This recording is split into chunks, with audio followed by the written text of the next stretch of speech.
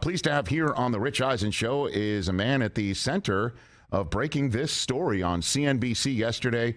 One of the anchors of CNBC of note for sure, David Faber here on the Rich Eisen Show. How you doing, David?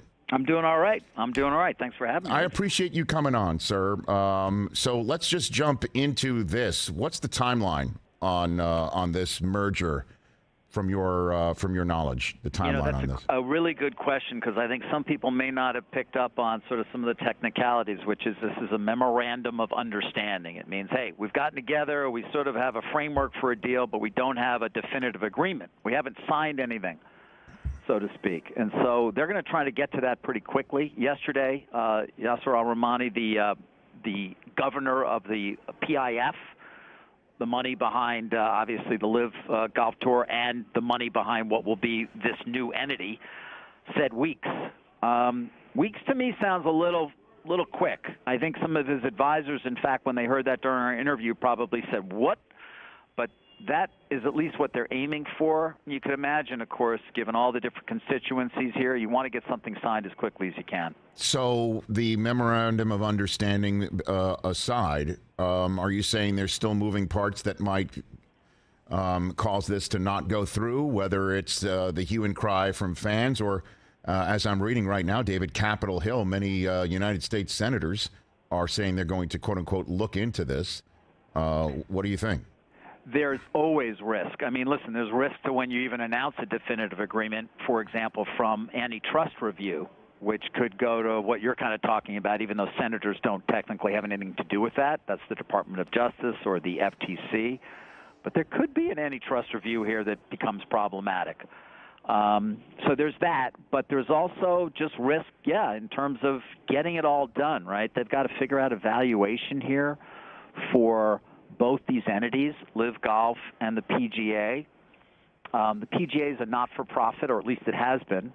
So I don't know, $2 billion in revenues is what I've kind of heard, but no profit. And then you've got LIV Golf, where it's probably taken in $2 billion in capital, but doesn't make any money. Coming up with a valuation that everybody's going to agree with on both of those entities, so you can figure out then what the PIF has to put in as capital, that may not be that easy. And then all these other constituencies that are going to keep criticizing aspects of the deal as well. So you never know.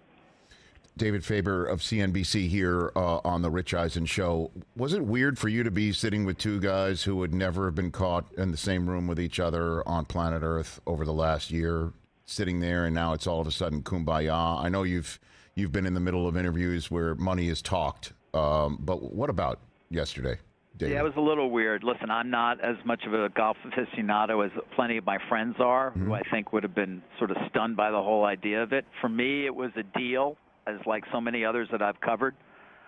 That being said, in this case, you don't have a buyer and a seller per se, so it makes it a little more complex. And as you said yesterday, it's got a lot of ramifications far beyond the business world. But for me, it wasn't as strange, I think, as it might have been for others, seeing these two guys who, at one point, certainly were not friends in any way, but over a course of months seemed to have forged at least some sort of weird partnership. So the way you just described it, David, here's what I'm confused about. And, the phrase that I like to say here is, because I did much better on the verbal than the math part of my SAT back in the day, David.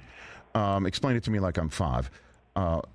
When you say that they have to figure out a valuation of each side before the PIF, the Public Investment Fund, the Saudis, decide to come up with a figure that they're putting on the table, are you telling me Jay Monahan made a deal without knowing what that figure might be? Because to me, that figure must be so damn astronomical, Jay Monahan could not have refused this. There's definitely a range that has been discussed, no doubt. Okay. Or a number that has. And by the way, remember, part of this is not just the initial capital that will come to sort of even out in some way the ownership, but it's the capital that's going to come in years to come to help fuel these growth initiatives that he's been talking a lot about, and that he has sort of been pressing as the reason why he feels like he had to do this deal or reversed himself completely. And so it's not just the initial money, but yeah, I think your instincts are right, Rich. There's no doubt you've got some idea. They're not telling me; they're just saying billions. I would expect that they have a better idea of how many billions. But the actual valuation work has yet to really begin. So, there is still a lot of unanswered questions when it comes to the economics. Can you give me a guess of the neighborhood? What neighborhood are we in with that number, David? I don't know. I mean, I would actually go to you and say, what's the value of a worldwide golf entity? Well, I mean, it depends on how important it was for these lawsuits to be dropped, David. I mean, if you really want to put a brass tack on the table. Yeah. So what, 10 billion, 20 billion? I mean, I don't know. Right? It could be. I mean, what do you compare it to? Is it similar to F1? Is it, again, what's a comparable is what we would typically ask in the M&A world. What is something else out there? And what is it worth? I don't know. You're the expert on this stuff. No, I'm not an expert on putting a valuation on things at all. No, but on the value of sports leagues and on what one thing might be worth versus another, a global sort of entity of this type. It's kind of unlike anything, but it's similar to some. But that number I gave you is not outrageous in your estimation. I don't think it is. I've heard, it's not outrageous. Now, again, it gets back to, all right, but what you're contributing LIV Golf. What's that worth? And then, what is the PGA's current value? Those are going to be. All of it's going to be kind of difficult. But not impossible. Bankers are very creative people. So what is the power structure here? There's a board now, and Jay Monahan is the CEO of it. And from what I can read and understand, the PGA Tour will have the majority of seats on this board. How many people are on it? What can you tell me about this? You got it all right. I mean, they're going to keep stressing this, that they have what we call governance. They're in charge. They have the majority of the seats on the board. So did Kendall Roy. So did Kendall Roy, David, right? If I'm not mistaken. Right? Until he didn't. Yeah, but, Kendall wasn't a serious person, right? That's what I'm saying. Good one. That's very good. I'm sorry. I didn't mean to interrupt you, but keep going. No, okay. It was a great show. I'm going to miss it. Me too. Yeah.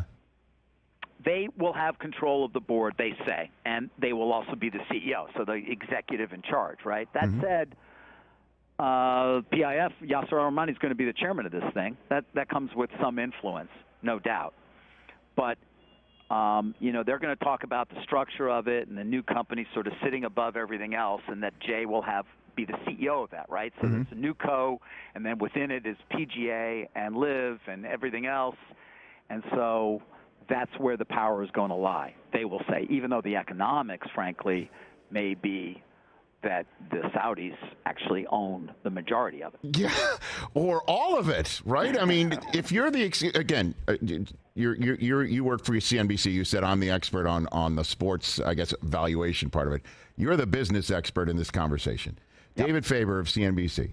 If I told you, forget about LIV and PGA, if I told you there is an entity that says they are the exclusive investor in something and also can have full and complete authority over who else invests, would you not call that entity the owner of the entity?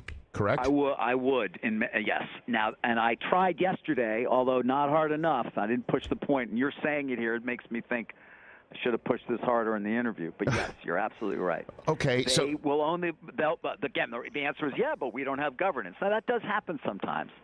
But money talks, doesn't it? And so it may not be said, but it doesn't need to be. Okay. And then I guess last one on the power structure of this, and then we'll just talk about the future of it best you can tell. David Faber of CNBC here. Can the PIF fire Jay Monahan? I mean, can they just go in and say, you know what? You're not doing what we wanted you to do. So once the papers are signed, you're out. And, Tom Wamsgans is in. You know what I mean? Like, seriously, is that possible? Tom Wamsgans is going to take the CNN job. Maybe so. I love that we're mixing headlines here. But in all seriousness, can the PIF, can even maybe His Royal Highness come in and tell Jay you're out? It doesn't matter. No, I mean, they only have one vote. As far as I'm aware, they would only have the vote of those directors they control, and they don't control the board. So, no. The answer would be you would need a vote of the board in majority to say you're done.